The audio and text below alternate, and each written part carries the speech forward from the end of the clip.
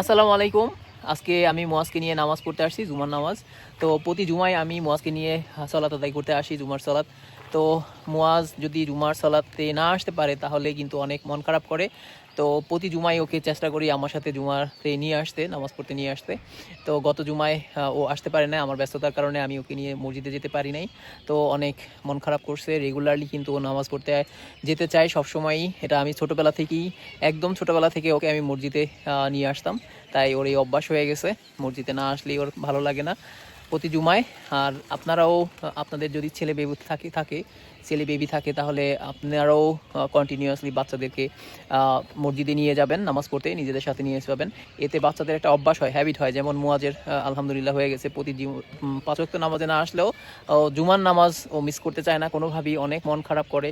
এতে ছোটোবেলা থেকেই বাচ্চাদের কিন্তু একটা ভালো অভ্যাস গড়ে ওঠে। তো এই হচ্ছে আজকে আপনাদের জন্য ছোট্ট একটা ভিডিও। বাবা, তুমি কিছু বলতে চাও? প্রতি জুমায় তুমি আসো নামাজ পড়তে? হ্যাঁ। তোমার ভালো লাগে জুমার নামাজ পড়তে? তোমার জুমার নামাজ মিস করলে তোমার মন খারাপ লাগে? তো এই হচ্ছে আমাদের কথা। তো বলে দাও তোমার সাথে, তোমার মতো যারা আছে বেবি তাদেরকে বলে দাও মসজিদে রেগুলারলি যেতে, নামাজ পড়তে। বলো। তোমার নামাজ পড়ব। ওকে, আল্লাহ হাফেজ। Bye bye, thank you for watching.